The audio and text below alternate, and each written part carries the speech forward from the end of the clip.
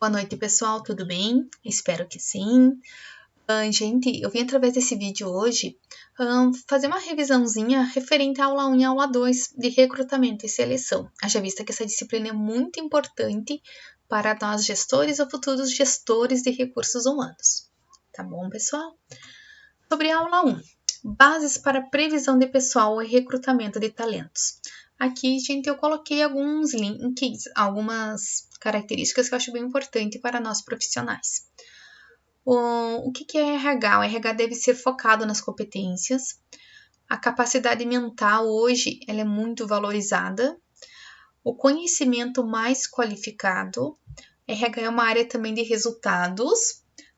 Atrair profissionais que tenham competências para hoje, mas com foco para o futuro.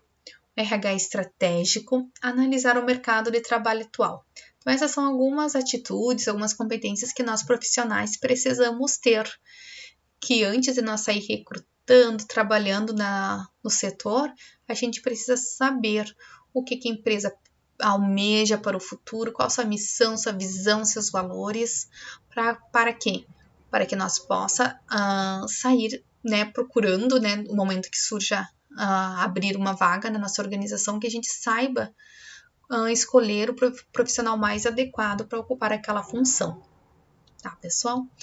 Então, nessa condição, analisando o mercado de trabalho hoje. Como é que esse mercado de trabalho se encontra hoje? Ele está em oferta? Ele está em procura? O que está em oferta? Sobram vagas de trabalho e menos candidatos. Qual é a postura dos candidatos nessa condição? Os candidatos, ele escolhe a vaga que ele quer, a maior rotatividade nas organizações e há também indisciplina. Quais as práticas de gestão de pessoas? Maiores investimentos em recrutamento, seleção mais flexível, maiores salários e benefícios, ênfase no recrutamento interno. Quando o mercado está em procura, quando há poucas vagas de trabalho e quando tem muitos candidatos, que é o que está acontecendo hoje, na nossa atualidade. Qual é a postura dos candidatos? Candidatos concorrem entre si, baixa rotatividade e a disciplina. Práticas de gestão de pessoas, baixos investimentos em recrutamento, seleção mais rígida, menores salários e benefícios, ênfase no recrutamento externo. Por que é importante a gente saber sobre o mercado de trabalho? Para ver o que a gente vai seguir quando a gente vai, quando abrir uma vaga de trabalho, que postura a gente vai ter, né? Como é que a gente vai fazer para recrutar essas pessoas? A gente vai ser mais flexível, não vai ser, né? Qual o salário que eu vou ofertar? Os benefícios, né? Se eu vou optar por um recrutamento interno ou externo. Então, é muito importante a gente estar antenado também no mercado de trabalho, tá, pessoal? Então, um novo perfil do profissional almejado pelas organizações. As empresas buscam talentos, pessoas automotivadas e com capacidade para o autodesenvolvimento e para a autoliderança, com habilidade de comunicação, relacionamento interpessoal, preparadas para o trabalho em equipe e para atuar sob pressão. Dias 2008 relata que o profissional contemporâneo deve ter uma base técnica sólida e características comportamentais como criatividade, capacidade para o trabalho em grupo, para a tomada de decisão, para a resolução de problemas e para a comunicação.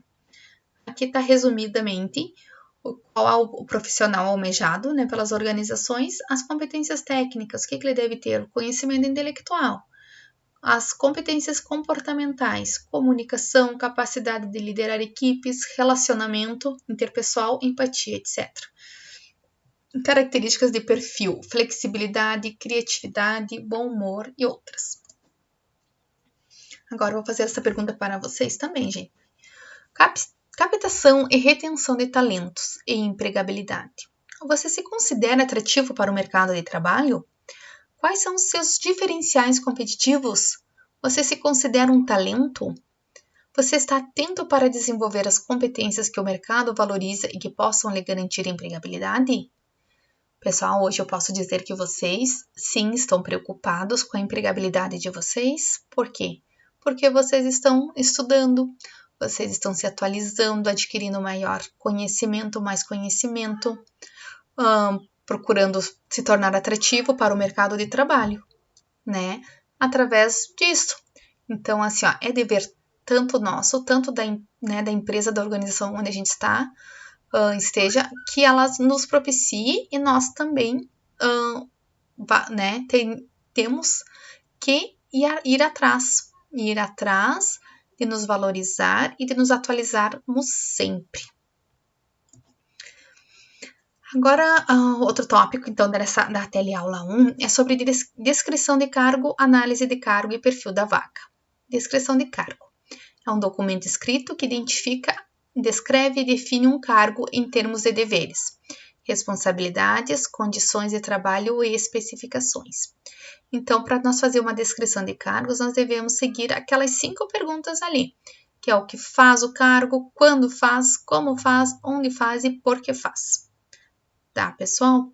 Aqui, de repente, eu diria assim, ó, que essa descrição de cargo, a descrição de cargo é o primeiro passo que um gestor de recursos humanos precisa fazer dentro da sua organização. Se não tem nessa descrição, precisa urgente fazê-la. Por quê?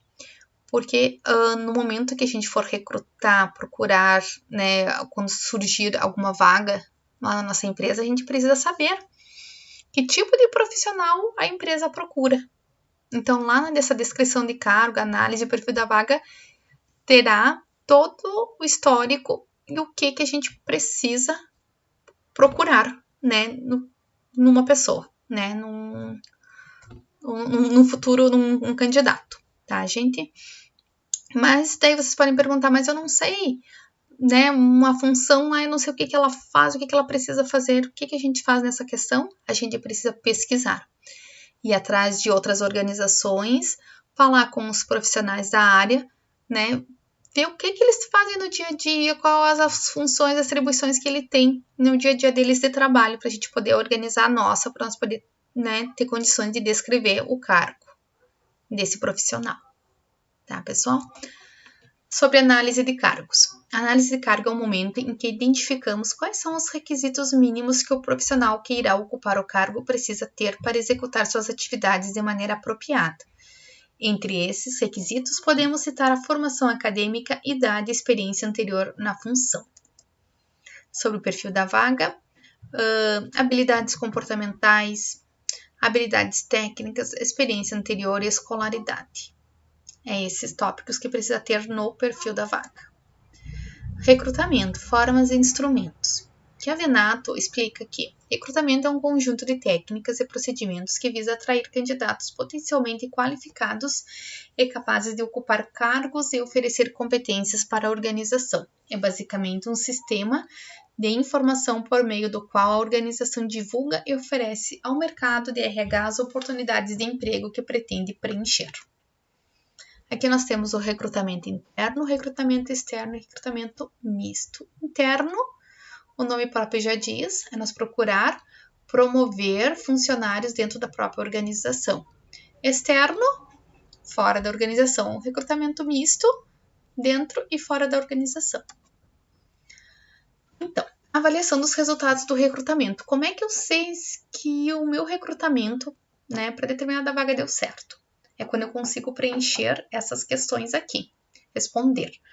Número de candidatos atraídos dentro do perfil correto. Na rapidez no atendimento da requisição de pessoal, tempo da vaga em aberto. Custo operacional em relação à qualidade dos candidatos atraídos. Permanência dos candidatos no emprego quando efetivados. Turnover, que é a rotatividade. Então, aqui, com esses tópicos, eu sei, né, fazer uma autoavaliação se eu fiz o recrutamento correto. Muito bem, agora vamos falar sobre a nossa aula 2, que é sobre planejamento e realização da seleção. Após a gente fazer o recrutamento daquele profissional que a gente precisa preencher para determinada vaga, a gente vai fazer o quê? A seleção, né, de todo aquele pessoal que a gente conseguiu recrutar. Então, aqui tem os passos que a gente precisa fazer, as técnicas da seleção. O que é primeiro, o que a gente pode fazer, né? A gente não precisa fazer todas as etapas, a gente, né, para determinada vaga, a gente vai ocupar 1 ou 2 tópicos, ou só um, ou todos, tá, gente? A gente precisa avaliar qual é o grau, né, de competência da vaga. Muito bem, vamos lá. Aqui, seleção. Características do candidato, requisitos do cargo. Escolha do candidato mais adequado. Quais são as técnicas, então? A primeira técnica, análise de currículo, importantíssima nessa questão. Os testes, jogos e dinâmicas, provas específicas e situacionais e entrevistas também, importantíssimo na seleção de pessoas. Principais técnicas de seleção. Em toda atividade, são escolhidas as pessoas responsáveis por exercê-la, bem como o fluxograma das atividades, que se trata das etapas de sua execução. Após isso, inicia-se a operacionalização. Nesse momento, vamos realizar a parte prática de um processo seletivo, que se inicia com a seleção e análise dos currículos dos candidatos. Outra fonte de informação importante para os selecionadores são os sites de relacionamento. O LinkedIn, por exemplo, cria uma rede de contatos de interesses profissionais. Já o Facebook, Instagram e outros proporcionam informações sobre a vida pessoal e social dos candidatos. Análise de currículo. Aqui, gente, o que deve ter no currículo, o que não deve ter? Currículo, apresentação profissional. Tipos de currículo que deve constar em um currículo. Dados pessoais, objetivo profissional, qualificações profissionais, trajetória profissional, formação escolar, outras informações, idiomas, informática, serviços voluntários e etc. Pessoal, o currículo é simples, mas ele tem que ser verdadeiro com aquela tua vida profissional que você tenha passado, tá? Não vale mentir. Também uma dica aqui, não comprar currículo de livraria. O pessoal tem que se espertar, porque ele não é bem visto pelos recrutadores. Não adianta. Para quem se faz essa seleção de currículos, ele não é bem visto. Né? Muitos nem olham, se verem que é um currículo comprado, nem olham, já passa, já é eliminado ali. Tá? Então, tem que ter esse cuidado, tem que ser digitado, tem que seguir esse padrão. O que não deve constar em um currículo? Informações falsas ou inexatas, número de documentos, adjetivos, fotos, só sem exigir, cores e figuras, erros de ortografia e gramática. Isso também é fatal. Tá, pessoal? Os testes. Então, tem os testes, as provas objetivas, os testes, eles são classificados tanto orais como escritos. Os orais são feitos verbalmente, o candidato responde as perguntas feitas de forma oral e os escritos são aplicados através de perguntas e respostas escritas. O objetivo principal é testar os conhecimentos adquiridos no decorrer da vida organizacional e acadêmica. O que são as provas objetivas? Elas são mais fáceis e rápidas de serem corrigidas, por possuírem um gabarito previamente estabelecido. As perguntas são fechadas e podem ter formato de testes de alternativas simples, testes de preenchimento de lacunas, testes de múltipla escolha, testes de ordenação ou conjugação de pares.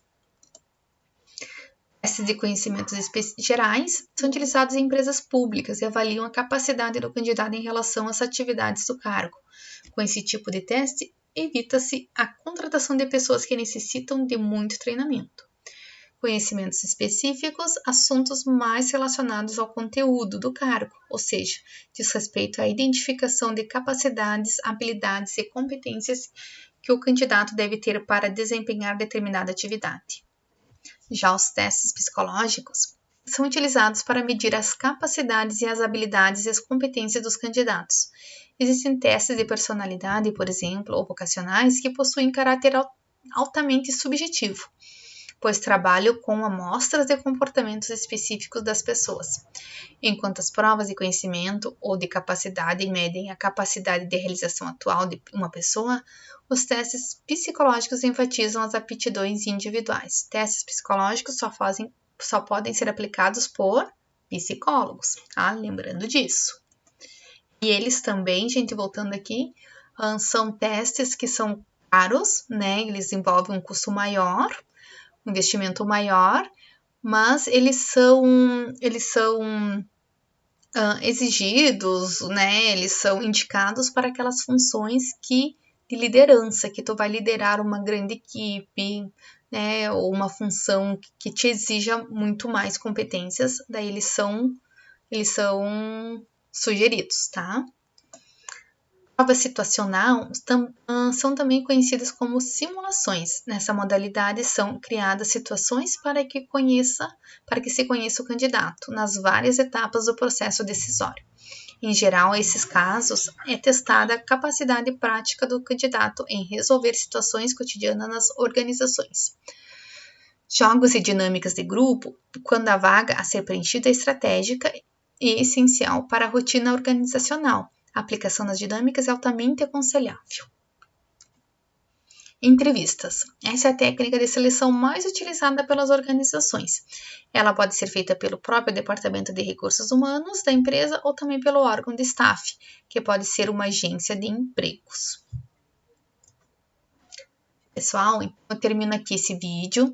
Espero que vocês tenham assimilado um pouquinho, né, dos conteúdos da aula 1, da aula 2. A aula 1 nós falamos sobre talento, sobre recrutamento. A aula 2 sobre a seleção e as técnicas de seleção de pessoas.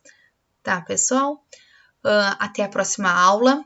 Estudem bastante, se dediquem e até a próxima. Beijos!